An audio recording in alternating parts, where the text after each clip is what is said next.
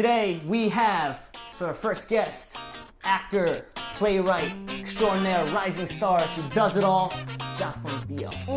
I'm a rising star. Welcome. We are so excited to have you. Thank you so much for coming out. Thank you for having me. This is our very first interview. Wow. So it means a lot to us. We were really excited to Christening get you on here. regarding. I'm honored.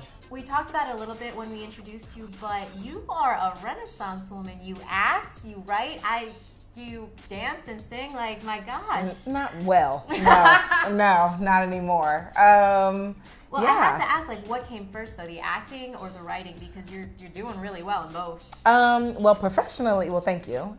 Professionally, I guess the acting came first, even though I went to graduate school for playwriting.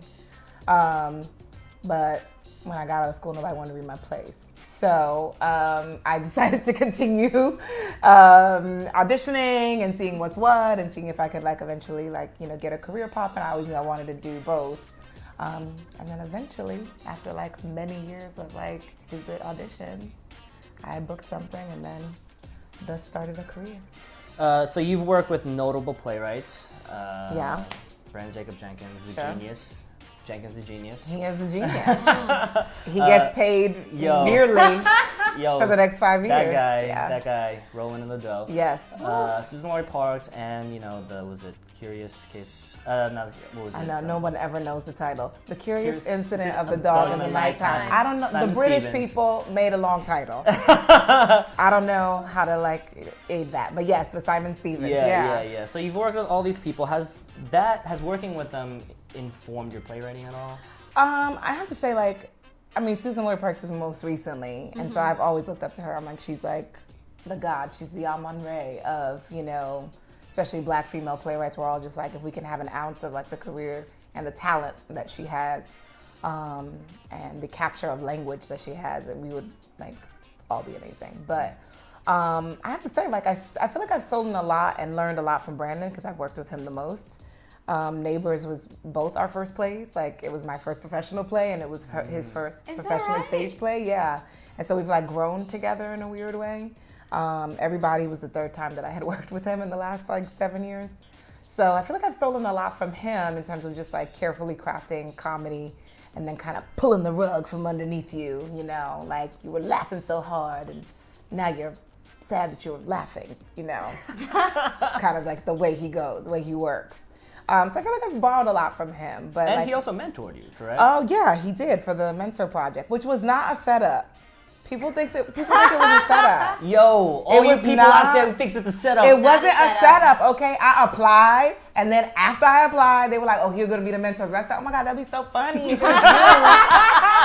And then it was, and I was like, "Oh, okay, well, whatever." But it wasn't a setup. All you haters out there. Right, all you theater haters out there. The deck is not stacked. The three of y'all over here hating on Facebook. I might be one of those people. Right, relax. Yeah, I'm sorry. No, he was a great mentor. He was really great because we don't write the same things. We don't write about the same, topics, the same people, even the same approach. So he was really great. He was just non-biased and was able to really give me really great feedback on how to work my play out. And it's clear you clearly had a chemistry together, if not as playwright and mentee, then as actor and playwright. Yeah, I saw you in the actor room. But Yeah. I've seen a lot of things. Oh, thank you. I'm standing a little bit right now. But no, and there's a reason when you find someone that you work with and you work with well, then it's symbiotic for the both of you to just create great work together. And that's so awesome that you were able to work with him in that capacity. It's been very special, and I think it was totally an accident. Even the way I came to Neighbors, which was the first play we worked on together, was just totally, it was I was bugging the public so much, showing up for every open call. They were just like, "Girl, we will call you. We will call you when we have something. Stop showing up." And I was like, "Okay." And then they called me about this play, and we just had instant chemistry in that way. And it's very special. You hear about these people all the time, playwrights actors like Sigourney Weaver and what's his name, who wrote Zonia, Masha, Spike, what? Oh. You know what I'm talking about? Yeah. Him. him and Sigourney Weaver. They working together all the time. God, the theater gods are going to shoot me for not remembering his name right now, but we'll edit it in later. Can cut. Just put it in. Yeah, Okay. We'll put it in. Put it in at the bottom. We will. We have that. Vanya and Sonia and Masha and Spike was written by this person. Oh God, come on. It's okay. Yeah, we'll figure it out. But like they have that connection and that like chemistry, and you know, and I always thought that was very special. And I was like, oh God, if I could like have that too, it'd be awesome. But I knew it wouldn't always happen. And then I did. I met it with Brandon Jenkins. He's so cute. He's very sweet. Shout out to Brandon Jenkins. Shout out to Brandon. You gave me a career. Thank you.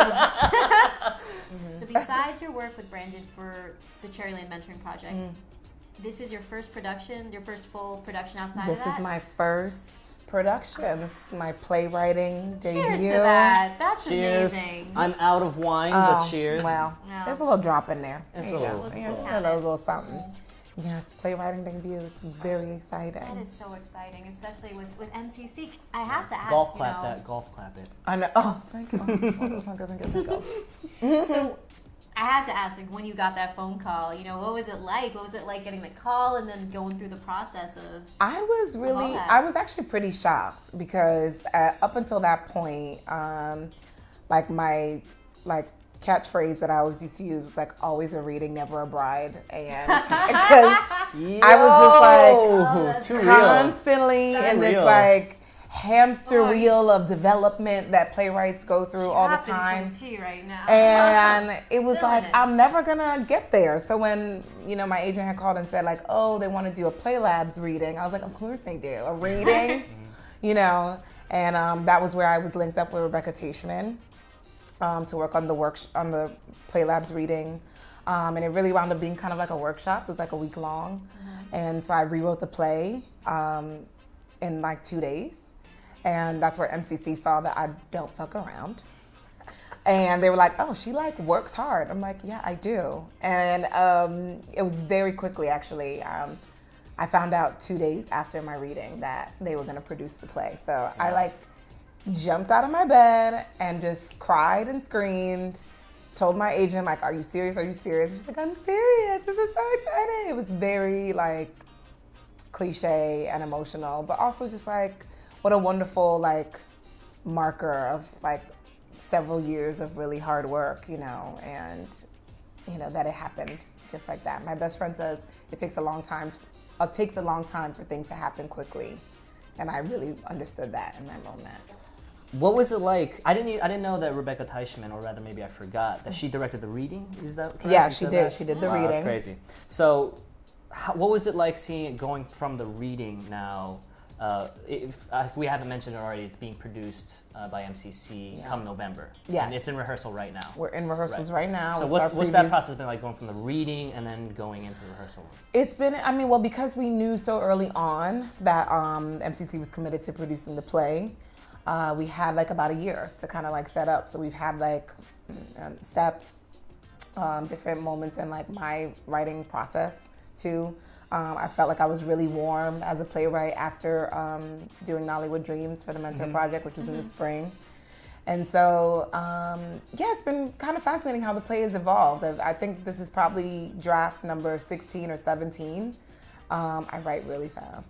I don't recommend the all-nighters. But you also don't mess around. Yeah. But I also don't mess around. Actually, something that's in your play that we've been reading about a little bit, it struck home to me very much because I'm from the Philippines. And colorism is so pervasive in our culture. The standard of beauty is always how lighter your skin tone is. Sure. When I went back there the last time, it took me 3 department stores to find a face soap that wasn't whitening. Wow. Because everything was whitening. And when I found out that colorism was going to be in your play, I was thrilled. I'm so excited, but I don't really see that in art a lot, so I was just wondering, you know, is there something specific that inspired you to place this in your production? Yes. And I appreciate you saying that because I think it is a very universal issue, even if people don't look at it that way. I think people think of it as very black and white. But it's not. The inspiration for the play came from two different places. One, I went to boarding school. My mother went to boarding school, which is where this play is set, in a Buri girls' boarding school in Ghana. So that was like one. I was like, I want to do a play about boarding school. I knew I was always going to do that. And then the colorism aspect came into play. I was like so fascinated with the 2011 Miss Ghana pageant. Because there was the woman who won Miss Ghana, her name is Erica NEGO. It's actually American born to a white mother, and who they claimed was a Ghanaian man from the Volta region, which, let me tell you, nobody leaves the Volta region of Ghana. I don't even know where that is. It's somewhere deep. Like, it's like far. If Lion King exists, it's probably Volta region. And so they claimed that her father was from the Volta region, someplace that was, nobody could easily, find information to. Brought her over to the Miss Ghana pageant. She was clearly the lightest contestant. She won. And it was very clear that they just felt like having a lighter skinned contestant would make them more competitive in the Miss Universe pageant. And I was like, how is it so that like somehow Western standards of beauty, or what Westerners consider empirical beauty, has now somehow infiltrated into like African culture? Like, how the hell did we let that happen in 2011? I could almost think and excuse it in 1960, but 2011, really? And it completely backfired. She didn't win, and you can watch the video clip. It looks crazy, with like the parade of nations and all these like beautiful women and their like exotic accents, like saying their country or whatever. And she walks up and it's like, Ghana. And it's like, oh my God. I was like, girl, who are you? Why? I was just so fascinated. Why? I was fascinated. And so I was like, well, how can I conflate these two ideas and like turn it into hopefully a powerful play? And so that's what I've been working on. Yeah, thank you.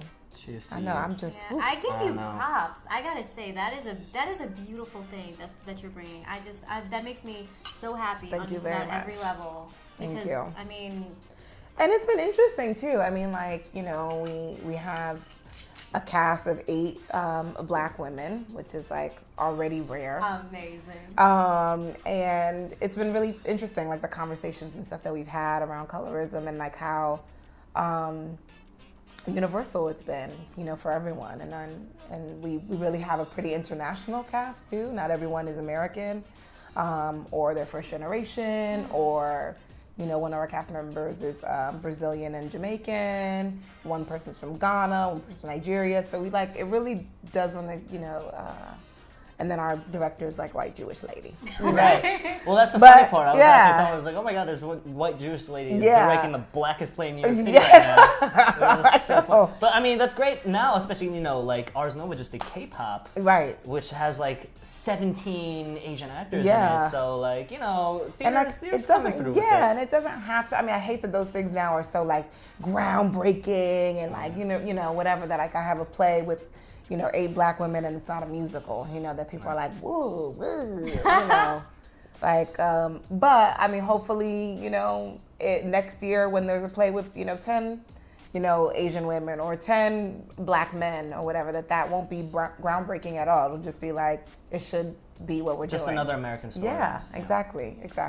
This is your first play, and it's so rare, for any playwright, but especially a playwright whose debut play is being directed by a Tony winner. So what has that been like? Because wait, you said she was the director for the reading, so that was before. Yeah, so it was before she won her Tony. And then she won the Tony. And she won the Tony, and Indecent was great, by the way. Indecent was fire. It was incredible. Fantastic play. Oh my heart. She deserves that Tony like 1,000,000%. And I told her she was gonna win. Rebecca, if you watching that?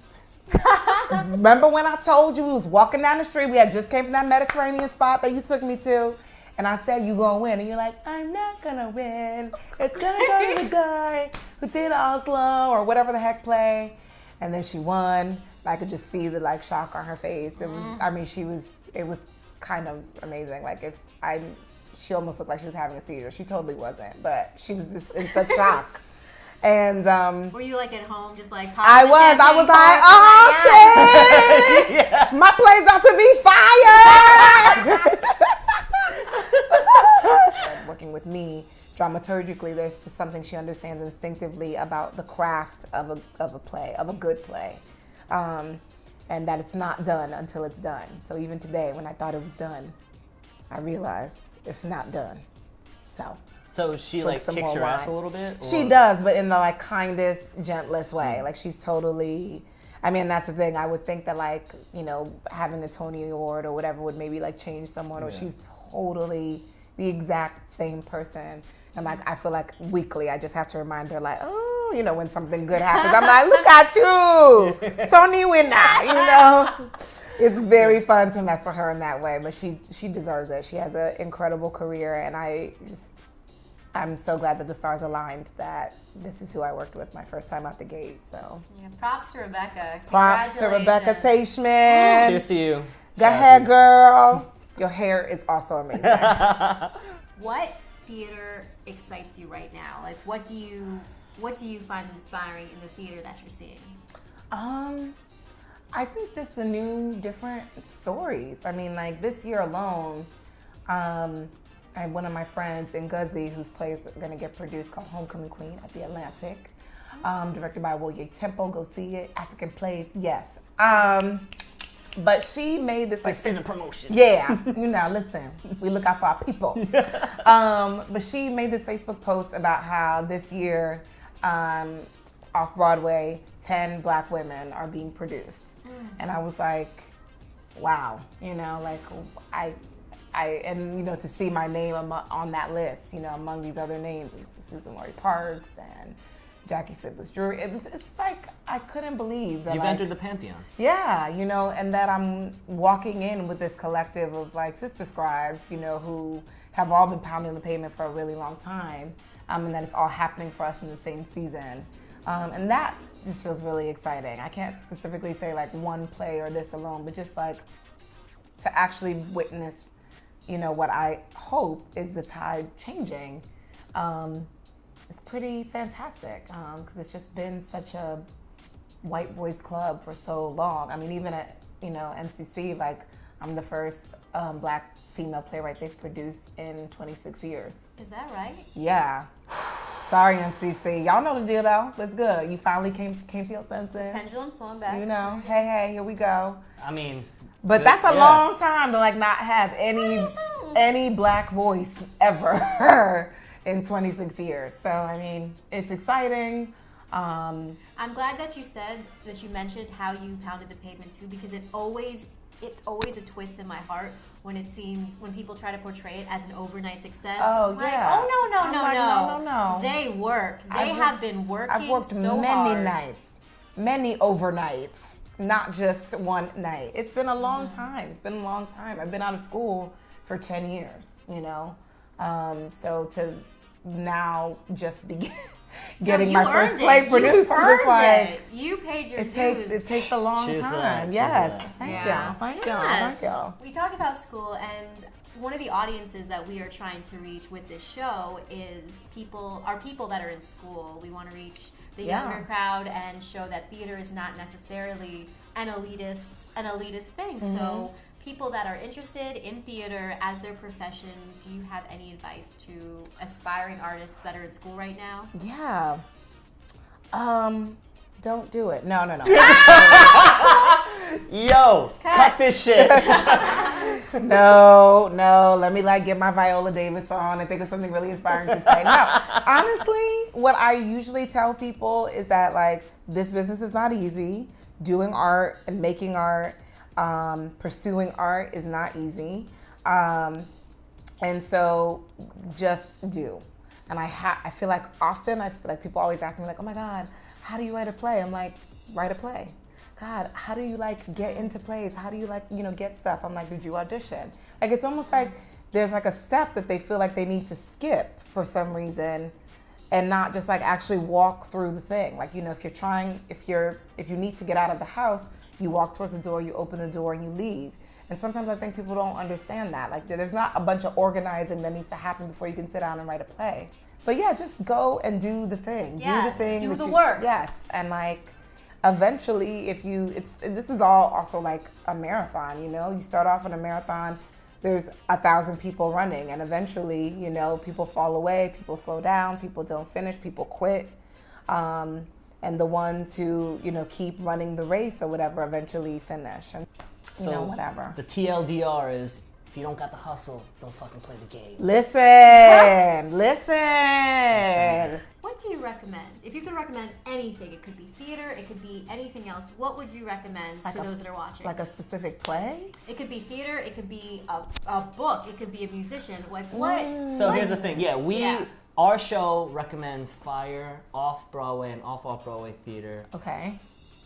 We would like you to recommend anything. It could be anything to our viewers. It could be behavioral stuff. It could be ridiculous. Oh, It could A be recipe?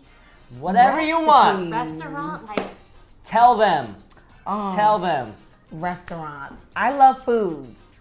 And a good meal it's just heaven to me. I think that is what heaven will be if I get there. Will be just delicious eats.